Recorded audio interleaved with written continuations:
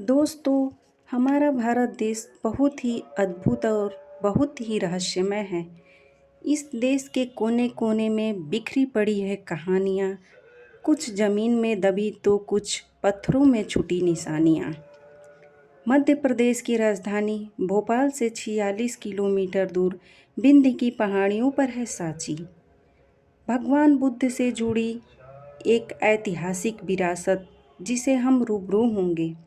नमस्कार दोस्तों, passion for life Lord Buddha में आपका स्वागत है। दोस्तों, आज हम बात करेंगे मध्य प्रदेश के फेमस सांची के स्तूप के बारे में। अगर आप चैनल पर नए हैं तो चैनल को सब्सक्राइब करें और वीडियो में अंत तक बने रहें। चलिए अब हम बात करते हैं दुनिया की सबसे खूबसूरत और संरक्षित बुद्धिस्ट साइट के बारे में। यह स्तूप भगवान बुद्ध की स्मृति का सबसे प्राचीन स्थल है और यही वजह है कि यहाँ देश भर से नहीं बल्कि दुनिया भर से लोग खींचे चले आते हैं। सांची को सबसे पुराने स्टोन स्ट्रक्चर में से एक माना गया है। यह प्राचीन भारतीय कला का अद्भुत नमूना है। इसे सम्राट अशोक ने 3री शताब्दी ईसा पूर्व में खुद अपनी देखरेख में बनवाया था। सम्राट की पत्नी देवी यहीं यानी सांची में एक अमीर व्यापारी के घर पैदा हुई थी। यहीं उन दोनों का विवाह भी हुआ था। शायद इसी कारण से भगवान बुद्ध की अस्थियों पर स्तूप बनवाने के लिए सांची को चुना गया। आज से 2300 साल पहले सम्राट अशोक ने यहाँ पर मिट्टी और ईंटों का स्तूप बनवाया था।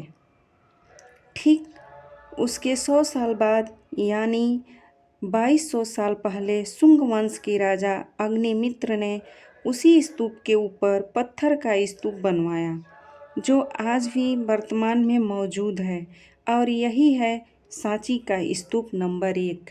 यहाँ पक्की ईंटों पर पत्थरे लगवाए गए हैं, इसलिए कि भगवान बुद्ध की अस्थियों को हमेशा के लिए सुरक्षित करना था। इस निर्माण ने न सिर्फ स्तूप को मजबूती प्रदान की बल्कि स्तूप का आकार भी दोगुना कर दिया।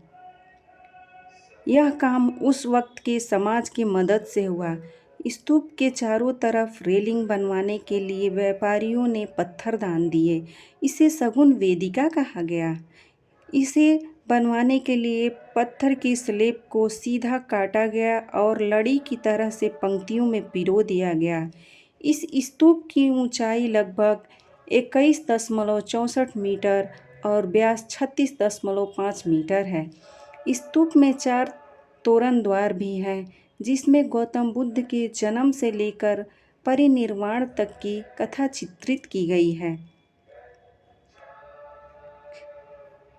सांची में इसके अलावा 2 और भी स्तूप हैं, लेकिन उनका आकार मुख्य स्तूप से बहुत छोटा है।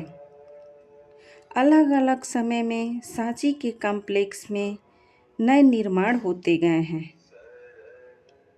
यही वह जगह है जहाँ सैकड़ों भिक्षु बौद्ध धर्म की शिक्षा लिए थे। उस वक्त वहाँ बहुत चहल पहल रहती होगी और बौद्ध भिक्षु विचार मीमांसा और ध्यान साधना में व्यस्त दिखते होंगे। इससे यह साफ पता चलता है कि यह कितना पवित्र और ज्ञान का अनूठा संगम होगा। उस वक्त यहाँ पे हजारों छात्र बौद्ध धर्म की शिक्षा ग्रहण करते थे। आसपास के स्मारकों के बीच सबसे अलग नज़र आता है मंदिर नंबर 18। यह यूनानी स्थापत्य की विधि से बनाई गई है। सीधे खड़ी पत्थरों पर लकड़ी की छत होती थी। कहा जाता है कि यह भीषण आग में नष्ट हो गया। धीरे धीरे यह स्थान खंडहर में बदल गया। यह स्तंभ सम्राट अशोक ने 3री शताब्दी ईसा पूर्व में धम्म के प्रचार के लिए बनवाया था। फिर 12वीं शताब्दी से 18वीं शताब्दी तक लगभग 600 साल के लिए यह लुप्त सा हो गया और यह पूरा इलाका जंगलों में भर गया। जैंडिन डीलर ने सन 1818 में जब फिर खोज की तो दुनिया की नज़र सांची पर पड़ी। लेकिन अगले 100 साल तक पुरातात्विकों के खजाना खोजने वालों की वजह से कुछ ज़्यादा ही नुकसान हुआ। बाद में सन 1912 से लेकर 1919 तक आर्कियोलॉजिकल सर्वे ऑफ इंडिया के सर जॉन मार्शल ने स्मारक का सुधार किया, जहाँ तहाँ बिखरे अवशेषों को बारीकी से लगाया गया। ये काम इस खूबसूरती से हुआ कि सांची के मूल स्वरूप से छेड़छाड़ नहीं हुआ हो। अब यही स्मारक हमें देखने को मिलता है। सांची का उस स्तूप वर्ष 1989 में न ही भारत की बल्कि विश्व की धरोहर घोषित कर दिया गया।